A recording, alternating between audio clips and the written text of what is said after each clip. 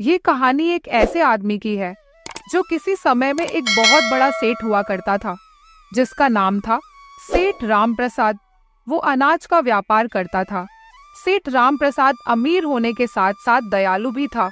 उसने बहुत से लोगों की मदद की, लेकिन उन्हीं लोगों ने उसके व्यापार को ठप कर दिया और उसे लाखों रुपयों का कर्ज हो गया। राम प्रसाद के घर में उसकी पत्नी, एक जवान बेटा आशीष और एक बेटी थी संजू। राम प्रसाद का व्यापार खत्म हो जाने के बाद उसने सोचा कि उसकी शहर में एक दुकान है। उसे आशा थी कि उसका बेटा आशीष उस दुकान को संभाल लेगा। बेटा, हमारा काम तो अब खत्म हो चुका है, लेकिन हमारे पास दुकान तो है। मैं चाहता हूँ कि तुम अब अपनी दुकान संभालो, और कुछ नहीं तो कम से कम घर का खर्चा तो चल सकेगा। बेटा, तुम्हारे पिताजी सही कहते हैं। कितने सालों से हमारी शहर की दुकान खाली पड़ी है। अब तुम्हें इस घर के बारे में सोचना होगा। अगर तुमने काम अच्छे से संभाल लिया तो हम लोगों का कर्ज भी उतार पाएंगे। माँ, आप और पिताजी जैसा कहेंगे मैं वही करूँगा। आशीष हर रोज घर से दुकान के लिए जाता, लेकिन सारा दिन अपने आवारा दोस्तों के साथ मस्ती करता फिरता। इधर राम प्रसाद भी घर चलाने के लिए शहर में कुछ न कुछ काम करने के लिए जाने लगा। इसी तरह कुछ महीने बीत गए। एक शाम राम प्रसाद थका हुआ घर आया। उसकी इच्छा हो रही थी जल्दी से बिस्तर मिले। वक्त के तीखे तेवरों ने उसे बहुत थका दिया था। मीना ने देखा तो वह भी पीछे पीछे आ पहुंची और उसकी हालत देखकर बोली, कपड़े तो निकाल लिए होते, लाओ मैं निकाल दूं। मीना, मुझे मत छेड़ो, पड़ा रहने दो। कुछ बोलने की इच्छा नहीं करती है। बड़ा थका हुआ हूँ। हो सके तो एक कप गर्मा गर्म चाय पिला दो, जब तक मैं आराम कर लेता हूँ। बहुत थक गया हूँ, शरीर बहुत दर्द कर रहा है। न जाने कब दिन सुधरेंगे, कब तक झेलना पड़ेगा ये सब। भगवान ने चाहा तो जल्दी ही सब ठीक हो जाएगा। मेरी आत्मा कहती है जल्दी ही अच्छे दिन आएंगे। मीना, ये सब मन का वहम है। यही सोचते ये सब झेलते आ रहे हैं। अब तो शरीर भी जवाब देने लगा है। थोड़ा सा काम क्या कर लेता हूँ, थकान हो जाती है। जब सुख झेलने की उम्र आई है तो दुख भोग रहा हूँ। कोई भी सहयोग करने वाला नहीं है। सब बनी बनी के रिश्ते होते हैं।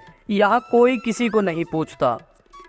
जी, आप थोड़ी देर आराम करो, मैं अभी आपके लिए गर्मा गर्म चाय बनाकर लाती हूँ। मीना चाय बनाने के लिए रसोई की ओर चली गई। वो सोचने लगी, इन्होंने अपने जीवन में बहुत कुछ झेला है, काफी उतार चढ़ाव देखा है। जब अच्छा काम था, सुख था, सभी अदब से बात किया करते थे, आगे पीछे लोग घूमा करते थे।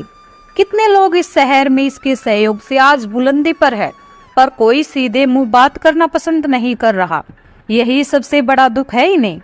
पेट पालने के लिए, घर परिवार चलाने के लिए इस उम्र में कड़ी मेहनत करनी पड़ रही है। मीना अपने पति का दुख दर्द समझती है। इसी कारण समय समय पर उनका साहस बढ़ाए रहती है।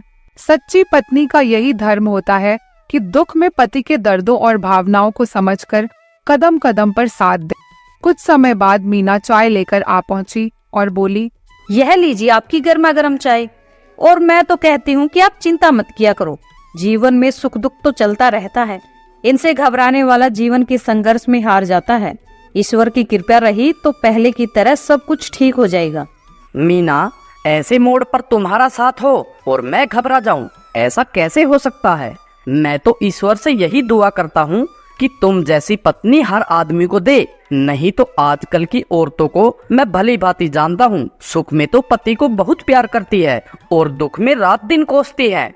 सब पत्नियां ऐसी नहीं होती। जो पत्नी दुखों में पति को कोसे, मैं उसे पत्नी नहीं, गैर औरत समझती हूँ। ऐसी औरत पत्नी के नाम पर कलंक होती है। तुम ठीक कहती हो मीना, पर हर पत्नी ऐसा नहीं समझती। वो तो अपना दुख सुख देखती है, पति का नहीं। अच्छे भले परिवारों के टूटने का यही तो कारण है। अब अपने पड़ोस के शर्मा जी को ही देख लो, कितना प्यार था पति पत्नी में। लोग आश्चर्य करते थे। आज पूरा मोहल्ला दोनों की रात दिन की काव काव से तंग है। अजीब, मुझे अपना घर देखना है। दूसरों से हमें क्या लेना देना। अपनों को हमने हमेशा देखा भाला, पर वो सब साथ छूट गए तो दूसरों को देखने से क्या लाभ होगा। अब तो उनसे यही सीख मिली है कि यहाँ अपनी मौत वरना है, अपनी मौत जीना है। तुम ठीक सोचती हो मीना। काश मैंने भी कुछ अपना भला सोचा होता तो शायद यह दिन देखने नहीं पड़ते। मुझे गैरों से कोई शिकवा नहीं है, मुझे तो अपनों ने नीचा दिखाने की कोशिश की है। छोड़ो उन पुरानी बातों को, अब ये बताओ कि खाने में क्या लोगे? मीना, जो इच्छा हो बना लो, सुबह जल्दी ही काम पर निकल जाऊंगा। आप जो खाओगे बना दूंगी।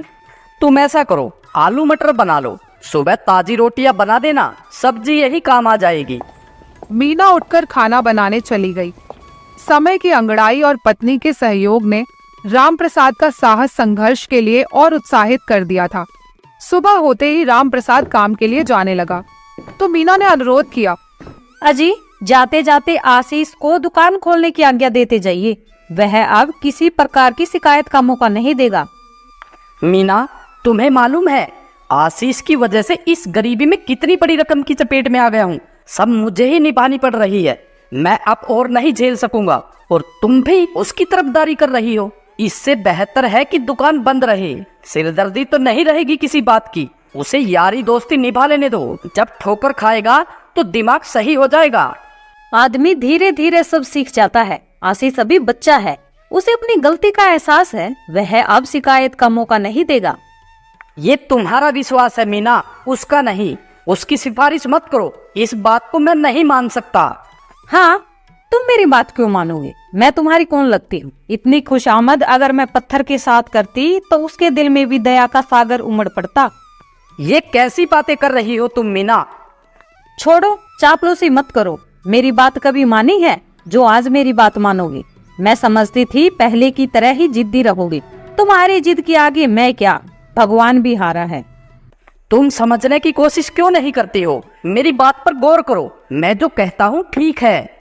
मैं तो बुद्धू हूँ, मैं कुछ भी नहीं समझती। वह अंदर गया और दुकान की चाबियां लाकर मीना के हाथों पर रख दी। ये लो, तुम जैसा ठीक समझो वैसा करो। अब खुश हो ना? अच्छा, अब मैं काम पर चलता हूँ। राम प्रसाद के चले जाने के बाद मीना ने उनकी बातों पर गौर किया। वह सोचने लगी, आशीष के पिताजी सही कहते हैं। अगर आशीष ने जिम्मेदारी से काम संभाला होता तो लाभ नहीं तो घाटा भी नहीं होता। दुकान बंद करने की नौबत नहीं आती, न ही इतना किसी का कर्ज होता। उन्हें इतना अपमान नहीं झेलना पड़ता। आशीष के बच्चे की वजह से आज सब झेलना पड़ता है। वो ये सब सोच ही रही थी कि इतने में मोतीलाल सेठ और नन्हे सेठ आ टपके और बोले, अरे राम प्रसाद, राम प्रसाद, कहाँ हो भाई? बाहर आओ। जी वो घर पर नहीं है, किसी काम से बाहर गए हुए हैं। देखो, राम प्रसाद से बोल देना 1 हफ्ते के अंदर मेरी रकम नहीं दी तो अच्छा नहीं होगा। लेने के लिए तो बड़ी बड़ी बातें बना रहा था और देने के लिए छिपता फिरता है। मेरी रकम की एक एक पाई चुकता नहीं की तो मैं पैसा वसूल करना जानता हूँ। लेते समय अपने पराई की बड़ी बड़ी दुहाई दे रहा था, देने के वक्त बहाना बनाता है। 1 साल से अधिक हो गया है, वह मेरी आदत अच्छे से जानता है। उसे समझा देना, अब और दिन टाल मटोल नहीं चलेगा। अगर मुझे जरा भी मालूम होता कि राम प्रसाद की नीयत में खोट होगा तो मैं 1 कौड़ी भी उधार नहीं देता। मीना से पति का अपमान बर्दाश्त न हो पा रहा था। वो क्रोध के घूंट पिए जा रही थी। उसने फर्श पर अंगूठे को रगड़ रगड़ कर लाल कर लिया था। खून रिसने लगा था। नन्हे सेठ बोले ही जा रहा था। आखिर उसका मौन टूट पड़ा। सेठ जी, आप इतनी सी रकम के लिए मुझे बहुत कुछ कह चुके हो। जो नहीं कहना चाहिए था वह भी आपने कह दिया। जब आप नए नए शहर में आए थे तो उन्होंने आपको दोनों हाथों से सहयोग दिया था ना। 5 साल के बाद आपने रकम अदा की थी, वो भी किस्तों में। वो दिन आप भूल गए? अरे मैं औरत के मुंह नहीं लगता, राम प्रसाद आए तो बता देना। मोतीलाल और नन्हे सेठ तेवर दिखाकर चले गए। आवाज सुनकर अंदर से आशीष भी आ गया और बोला, कौन है नालायक जिसे मेरी माँ से बात करने की भी तमीज नहीं है? तू चल अंदर। तू सही होता तो ये दिन देखने को नहीं मिलता। तेरे कारण आए दिन मुंह का पानी उतरने लगा है। जो इस घर के सहारे उठे वही तेवर दिखाने लगे हैं। इन तेवरों से ये घर किसी से डरने वाला नहीं है। ये क्या मम्मी, आपके अंगूठे से कितना खून बह गया? पापा को पता चलेगा तो बहुत नाराज होंगे। पापा को कुछ न बताना बेटा, पूछेंगे तो मैं बहाना बना दूंगी। माँ, मैं जल्दी से डॉक्टर को बुला कर लाता हूँ। ये कहकर आशीष डॉक्टर को लेने चला गया। इतने में राम प्रसाद भी आ पहुंचा। फर्श पर बहते खून को देखकर बोला, मीना, ये तुमने क्या कर लिया? आशीष से कुछ बातचीत हुई है क्या? बोलती क्यों नहीं? कुछ नहीं हुआ है, थोड़ी सी खरोच लग गई थी, खून निकल आया। खामखा में आप परेशान हो रहे हो। इतने में डॉक्टर भी आ गया। राम प्रसाद डॉक्टर के सामने गर्म हो गया। उसे शक हो गया कि कोई ना कोई गंभीर बात जरूर हुई है। तभी इसने पैर के अंगूठे पर सारा गुस्सा उतार दिया। मीना, कितना खून बह गया है और तुम कह रही हो कि खरोच लगी है। क्यों सच्चाई को छिपा रही हो? मैं जानता हूँ आशीष से तुम्हारी जरूर कुछ बातचीत हुई है। आने दो आशीष के बच्चे को। मैं समझता हूँ कि बराबर के लड़के पर क्यों हाथ उठाऊं, लेकिन उसकी शरारत बढ़ते ही जा रही है। ढील देने का मतलब ये नहीं है कि औलाद माँ बाप के सिर नंगा नाच करे। मीना पति के तीखे तेवरों को भांप गई थी। अगर मैं कुछ नहीं बोलती हूँ तो ये आशीष पर बरस पड़ेंगे, हो सकता है उस पर हाथ भी उठा दे। कुछ समय बाद डॉक्टर ने मीना के पैर पर पट्टी कर दी और बोले, मीना देवी, आशीष दवाइयाँ लेकर आ जाए तो मेरी दुकान पर भेज देना, उसे समझा दूंगा। उसी तरह से दवाइयाँ लेते रहना। राम प्रसाद जी सरल भाव में बोले, डॉक्टर साहब, क्या हुआ है मीना को?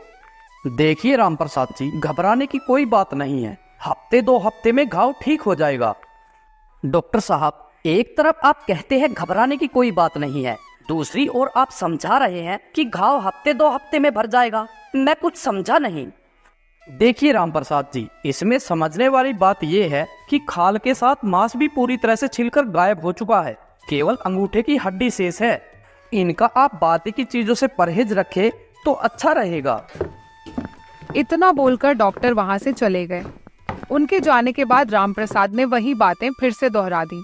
मैं सच कहती हूँ, आशीष से कोई ऐसी बात नहीं हुई। तुम्हें मेरी कसम, आशीष को कुछ मत कहना, उसका कोई दोष नहीं है। फिर क्या बात है मीना? तुम क्यों छिपा रही हो? सच सच बताती क्यों नहीं? राम प्रसाद की छोटी लड़की संजू अंदर से आकर बोली, मैं बताती हूँ पापा।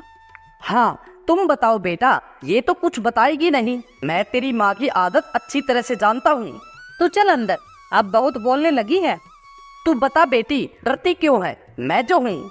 संजू, थोड़ा भी मुंह खोला तो तुझे बहुत मारूंगी। तू बिल्कुल मत घबरा संजू, तू यहाँ से नहीं जाएगी। अब सच सच बता कि बात क्या है। पापा, सेठ मोतीलाल और नन्हे सेठ आए थे, बहुत भला बुरा कह गए। मम्मी ने भी उन्हें खूब खरी खोटी सुनाई। मम्मी के बोल से उनके सारे तीखे तेवर ढीले हो गए। गई नहीं संजू की बच्ची तू यहाँ से। मुझे लगता है सेठ मोतीलाल और नन्हे सेठ के ज्यादा दिमाग खराब हो गए हैं। मीना ने राम प्रसाद को बहुत समझाया, तब जाकर वह माना। उसे भी इस बात की समझ है कि नाजुक समय में आदमी का झुककर चलना ही अच्छा होता है। यही समझकर वह शांत रहा। कुछ दिन ऐसे ही बीत गए। एक दिन राम प्रसाद काम करके घर आया तो वह बहुत खुश था। मीना ने उनको इतना खुश पहले कभी नहीं देखा था। राम प्रसाद ने 5,000 रुपए मीना के हाथों में रख दिए। कहाँ से लाई ये? अरे भाई, तनख्वाह की है, मुझे पेश की मिली है, कहीं से चुरा कर नहीं लाया हुई। कहीं काम मिल गया है क्या? सेठ रामदास के यहाँ मुनीम का काम मिला है। 5,000 रुपए महीना पेशगी लाया हूँ। सेठ रामदास मुझे बाजार में मिले थे। उन्होंने बताया हमें आप जैसा गुणवान आदमी तालमेल के लिए चाहिए। मैंने बातचीत की और अपनी शर्त रख दी और वह भी राजी हो गए। मुझे ऐसा लगता है मीना कि अब वक्त के तेवरों ने अपना रंग बदल लिया है। मेरी आत्मा कहती है अब जल्दी ही वक्त के तीखे तेवर बदल जाएंगे। सो भगवान ने मेरी सुन ली। मैं सुबह मंदिर जाकर भगवान को प्रसाद चढ़ाऊंगी। सुबह होते ही मीना, संजू और आशीष नहा धोकर मंदिर में प्रसाद चढ़ाने के लिए चले गए। सभी के चेहरे पर प्रसन्नता की झलक स्पष्ट दिखाई दे रही थी। बहुत समय पहले की बात है। नानपुर नामक एक छोटे से गांव में प्रकाश नाम का एक आदमी अपनी पत्नी चंपा के साथ रहता था। उनकी माता पहले ही मर चुकी थी। इसी साल पिता का भी देहांत हो गया। प्रकाश जीवन के जो मधुर स्वप्न देखा करता था वो सब धूल में मिल गए। बीए पास करने के बाद प्रकाश के पास के गांव में ठाकुर साहब के लड़के को 500 रुपए महीना ट्यूशन पढ़ाने की नौकरी मिल गई। प्रकाश को 500 रुपए की नौकरी करते ही शर्म तो आई, लेकिन ठाकुर साहब ने रहने का स्थान देकर उसके आंसू पोंछ दिए। ये मकान ठाकुर साहब के मकान से बिल्कुल मिला हुआ था। प्रकाश को ठाकुर साहब के लड़के को ट्यूशन पढ़ाते पढ़ाते कई महीने बीत गए।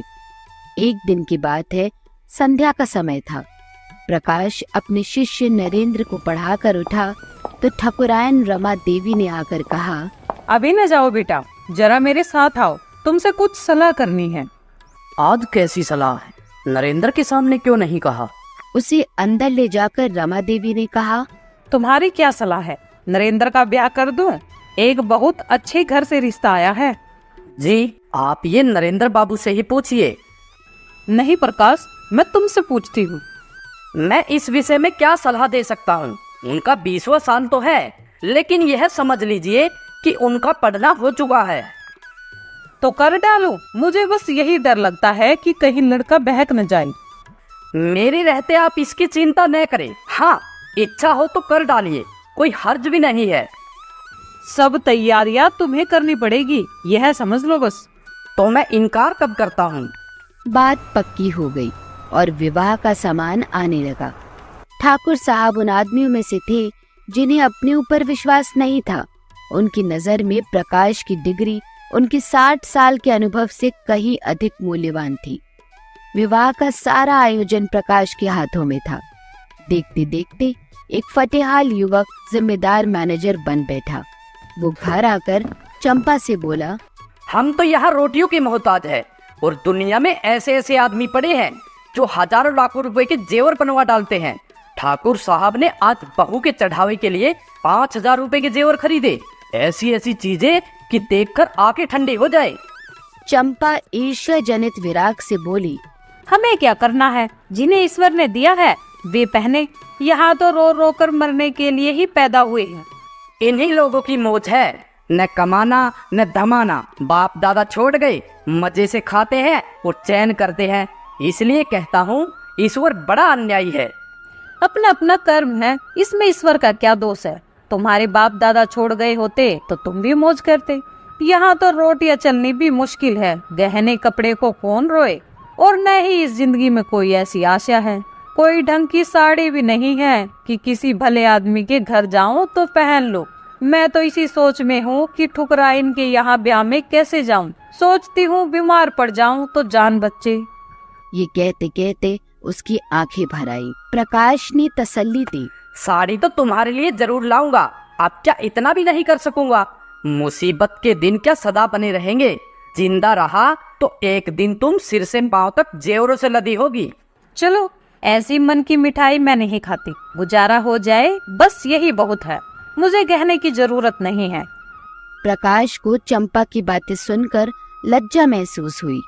रात को दोनों भोजन करके लेटे तो प्रकाश ने फिर गहनों की बात छेड़ी। गहने उसकी आंखों में बसे हुए थे।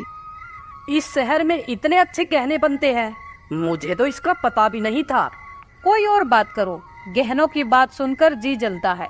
गहनों से क्या सुंदरता बढ़ जाती है। मैंने तो ऐसी बहुत सी औरत देखी है जो गहने पहनकर बहुत भद्दी दिखती है। ठाकुर साहब भी मतलब के यार है। यह भी नहीं कहते कि इसमें से कोई चीज चंपा के लिए भी ले जाओ। तुम भी कैसी बच्चों जैसी बातें करते हो। मैंने तो कोई ऐसा उदार आदमी नहीं देखा जो अपनी बहू के गहने किसी गैर को दे दी। मैं गैर नहीं हूँ चंपा, हम एक ही मकान में रहते हैं। मैं उनके लड़के को पढ़ाता हूँ और शादी का सारा इंतजाम कर रहा हूँ। अगर 100-200 रुपए की कोई चीज दे देते तो वह बेकार नहीं जाती, मगर धनवानों का दिल धन के भार से दबकर सिकुड़ जाता है। उनमें उदारता के लिए स्थान ही नहीं रहता। रात के 12 बज गए हैं, फिर भी प्रकाश को नींद नहीं आती। बार बार वही चमकीले गहने आंखों के सामने आ जाते हैं। सहसा प्रकाश चारपाई से उठ खड़ा हुआ। उसे चंपा का आभूषणहीन अंग देखकर दया आई। वो सोचने लगा, यही तो खाने पहनने की उम्र है और इसी उम्र में इस बेचारी को हर एक चीज के लिए तरसना पड़ रहा है। वो दबे पांव कमरे से बाहर निकलकर छत पर आया। उसकी छत ठाकुर साहब की छत से मिलती हुई थी। वो दबे पांव नीचे आ गया। घर में बिल्कुल सन्नाटा था। प्रकाश ने चाबी लेकर ताला खोल दिया, क्योंकि उसे घर की सभी चाबियों का पता था, और गहनों से भरी संदूकची लेकर सीधा अपने घर आ गया। अगले दिन जब सुबह हुई तो प्रकाश सो रहा था। चंपा ने उसे जगाते हुए कहा, बड़ा गजब हो गया, रात को ठाकुर साहब के घर चोरी हो गई। चोर गहने की संदूकची उठा ले गया। किसी ने पकड़ा नहीं चोर को? किसी को खबर भी हो? वह संदूकची ले गया जिसने ब्याह में गहने रखे थे। न जाने कैसे कुंजी उड़ा ली और न जाने कैसे उसे मालूम हुआ कि इस संदूक में संदूकची रखी है। चंपा, तुम जाकर उन लोगों को तसल्ली तो दो। ठकुराइन बेचारी रो रही थी, तुम्हारा नाम ले लेकर कहती थी कि बेचारा महीनों इतने गहनों के लिए दौड़ा, एक एक चीज अपने सामने जचवाई और चोर ने उसकी सारी मेहनत पर पानी फेर दिया। प्रकाश चटपट उठ बैठा और घबराता हुआ सा जाकर ठकुराइन से बोला, यह तो बड़ा अनर्थ हो गया माताजी, मुझे तो अभी अभी चंपा ने बताया है। ठाकुर साहब सिर पर हाथ रखे बैठे हुए थे। बोले, कहीं सेंध नहीं, कोई ताला नहीं टूटा, किसी दरवाजे की चुल नहीं उतरी। मुझे तो समझ में नहीं आता कि चोर आया किधर से। ठकुराइन ने रोकर कहा, मैं तो लुट गई भैया, ब्याह सिर पर खड़ा है, कैसे क्या होगा भगवान। तुमने भाग दौड़ की थी तब कहीं जाकर ये चीजें आई थी। ठाकुर साहब, मुझे तो किसी नौकर की शरारत मालूम होती है। ठकुराइन ने विरोध किया। अरे नहीं भैया, नौकरों में ऐसा कोई नहीं। 10-10 हजार रुपये यूं ही ऊपर रखे रहते थे, कभी एक पाई भी नहीं गई। अरे तुम क्या जानो, आदमी का मन कितनी जल्दी बदल जाता है। जिसने अब तक चोरी नहीं की वह कभी चोरी नहीं करेगा। मैं पुलिस में रिपोर्ट करूंगा और एक एक नौकर की तलाशी कराऊंगा। जब पुलिस के जूते पड़ेंगे तो आप ही कबूलेंगे। प्रकाश ने पुलिस का घर में आना खतरनाक समझा। कहीं उन्हीं के घर में तलाशी ले तो अनर्थ ही हो जाए। ठाकुर साहब, पुलिस में रिपोर्ट करना और तहकीकात कराना व्यर्थ है। पुलिस माल तो बरामद नहीं कर सकेगी। हाँ, नौकरों को मारपीट भले ही लेगी। मेरी तो सलाह है कि एक एक नौकर को एकांत में बुलाकर पूछा जाए।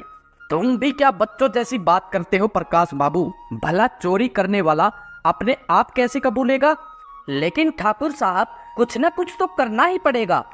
कोई फायदा नहीं है। हाँ, अगर कोई खुफिया पुलिस हो जो चुपके से पता लगा सके तो माल निकल भी आए, लेकिन यहाँ ऐसी पुलिस कहाँ है। आप बैठे रहिए ठाकुर साहब, लेकिन मैं बैठने वाला नहीं हूँ। मैं इन्हीं नौकरों के सामने चोर का नाम उगलवाऊंगा। नौकरों पर मुझे पूरा विश्वास है। किसी का नाम निकल भी आए तो मुझे संदेह ही रहेगा। किसी बाहर के आदमी का काम है, चाहे जिधर से आया हो। प्रकाश, जरा अपने कमरे पर तो देखो, शायद कुछ निशान मिले। कल दरवाजा तो खुला नहीं रह गया। प्रकाश का दिल धड़कने लगा। वो बोला, ठाकुर साहब, मैं तो 10 बजे दरवाजा बंद कर लेता हूँ। हाँ, कोई पहले से मौका पाकर चला गया हो और वहाँ छिपकर बैठ गया हो तो बात दूसरी है। तीनों आदमी छत पर गए तो बीच की मुंडेर पर किसी के पांव की रगड़ के निशान दिखाई दिए। जहाँ पर प्रकाश का पांव पड़ा था वहाँ का चूना लग जाने के कारण छत पर पांव का निशान पड़ गया था। ठाकुर साहब सिर झुकाए खड़े थे, संकोच के मारे कुछ कह नहीं सकते थे। प्रकाश ने उनके मन की बात खोल दी। इससे तो स्पष्ट होता है कि चोर मेरे घर से ही आया। अब तो कोई संदेह ही नहीं रहा। हाँ, मैं भी यही समझता हूँ, लेकिन इतना पता लग जाने से क्या हुआ? माल तो जाना था सो चला गया। अब चलो, आराम से बैठो। ठाकुर साहब, मैं आज ही यह घर छोड़ दूंगा। क्यों प्रकाश बाबू, इसमें तुम्हारा क्या दोष है? आप चाहे कुछ भी कहो, लेकिन मैं समझता हूँ मेरे सर बड़ा भारी अपराध लग गया है। चोरों ने रास्ता देख लिया है। संभव है 2-4 दिन में फिर आ घुसे। मुझे बहुत जल्द ये घर छोड़ना पड़ेगा। मेरी गलती से चोरी हुई है, उसका मुझे प्रायश्चित करना ही पड़ेगा। इतना बोलकर प्रकाश वहाँ से चला जाता है। चोर उधर से आया, यह बात उसे लग गई। कहीं यह चोर को पकड़ पावे तो पच्चा खा जाए। देख लेना, कभी न कभी माल बरामद करेगा। प्रकाश अब इस घर में कभी नहीं रुकेगा, तुम चाहे कितना भी समझाओ। प्रकाश ने उसी दिन वो घर छोड़ दिया। प्रकाश और चंपा के बीच में कोई पर्दा नहीं था, मगर अब प्रकाश का एक संदूक हमेशा बंद रहता। उसकी कुंजी कहाँ है इसका चंपा को भी पता नहीं था। वो पूछती, प्रकाश, इस संदूक में क्या है और इसकी चाबी भी नहीं है? कुछ नहीं चंपा, पुरानी किताबें मारी मारी फिरती थी, उठाकर संदूक में बंद कर दी। और क्या। एक दिन पड़ोस में चोरी हो गई। उस दिन से प्रकाश उसी कमरे में ही सोने लगा जहां वो गहने रखे हुए थे। चंपा ने कई बार प्रकाश को अपने कमरे में सोने के लिए कहा। चोरी ऐसों की यहाँ नहीं होती। चोर घर में कुछ देखकर ही अपनी जान खतरे में डालता है। यहाँ क्या रखा है? अरे कुछ नहीं है, बर्तन भांडे तो हैं, गरीब के लिए वही बहुत है। एक दिन चंपा ने कमरे में झाड़ू लगाई तो संदूक को खिसका कर दूसरी तरफ रख दिया। प्रकाश ने संदूक का स्थान बदला हुआ पाया। चंपा, ये संदूक तुमने हटाया? झाड़ू लगाते वक्त इधर उधर खिसक ही जाती है। अगर मैंने इसे हटा दिया तो इसमें पूछने की क्या बात है? कुछ नहीं चंपा, मैंने तो बस यूं ही पूछ लिया था। चंपा को संदेह हो गया। एक दिन एक कुंजियों का गुच्छा बेचने वाला आया तो चंपा ने उस ताले की कुंजी ले ली और संदूक खोल डाली। यह गहने कहाँ से आई? प्रकाश ने तो मुझे कभी इसकी चर्चा नहीं की। कहीं ये ठाकुर साहब की गहने तो नहीं है? उसे अब कोई संदेह न रहा, लेकिन लज्जा और खेद से उसका सर झुक गया। वो सोचने लगी, इनकी इतनी हिम्मत पड़ी कैसे? यह दुर्भावना इसके मन में आई ही क्यों? मैंने तो कभी गहनों के लिए नहीं बोला। अगर बोला भी होता तो क्या इसका मतलब यह होता कि वह चोरी करके लाए? उस दिन से चंपा कुछ उदास रहने लगी। कई महीने गुजर गए। शहर के एक बैंक में असिस्टेंट मैनेजर की जगह खाली हुई। प्रकाश ने अर्थशास्त्र पढ़ा था, लेकिन शर्त ये थी कि नकद 10,000 की जमानत दाखिल की जाए। इतनी बड़ी रकम कहाँ से आएगी? यही सोचकर प्रकाश परेशान था। एक दिन ठाकुर साहब से इस विषय में बात चल पड़ी तो ठाकुर साहब ने कहा, प्रकाश बाबू, तुम क्यों नहीं दरख्वास्त भेजते? ठाकुर साहब 10,000 की नगद जमानत मांगते हैं, मेरे पास इतने रुपये कहाँ हैं? प्रकाश, तुम दरख्वास्त तो दो, अगर सारी बातें तय हो जाए तो जमानत भी दे दी जाएगी, इसमें चिंता करने की क्या बात है? ठाकुर साहब, आप जमानत दे देंगे? हाँ हाँ, यह कौन सी बड़ी बात है। उसने घर आकर चंपा को ये खुशखबरी सुनाई। चंपा ये सब सुनकर खुश नहीं हुई और बोली, ठाकुर साहब से तुमने क्यों जमानत दिलवाई?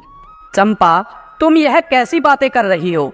और फिर मैं किससे जमानत दिलवाता? ठाकुर साहब जमानत न देते तो नौकरी नहीं मिलती, मगर रोटियां तो मिल ही जाती। रुपए पैसे की बात है, कहीं भूल चूक हो जाए तो तुम्हारे साथ उनके भी पैसे जाएंगे। यह तुमने कैसे मान लिया कि भूल चूक हो जाएगी? क्या मैं अनाड़ी हूँ? आदमी की नीयत भी तो हमेशा एक जैसी नहीं रहती। प्रकाश के मन में प्रश्न उठा। चंपा ने ऐसा क्यों कहा? उसकी बात में कोई राज तो नहीं छुपा है? कहीं उसने संदूक खोलकर तो नहीं देख लिया? इस प्रश्न का उत्तर पाने के लिए इस समय वो अपनी एक आंख भी भेद कर सकता था। प्रकाश भोजन करके लेटा तो उसकी आत्मा उसे धिक्कार रही थी। वो संदूक कई गुना भारी होकर शिला की भांति उसे दबाने लगा। कई दिन बीत गए। प्रकाश को बैंक में जगह मिल गई। इसी उत्सव में उसके यहाँ मेहमानों की दावत है। ठाकुर साहब, उनकी पत्नी, नरेंद्र और उसकी नई नवेली बहू सभी आए हुए हैं। चंपा सेवा सत्कार में लगी हुई है। भोजन करने के बाद ठाकुर साहब चलने को तैयार हुए तो प्रकाश ने कहा, ठाकुर साहब, आज आपको यहीं रहना होगा, इस वक्त मैं आपको नहीं जाने दूंगा। ठाकुर साहब रुकने के लिए राजी हो गए।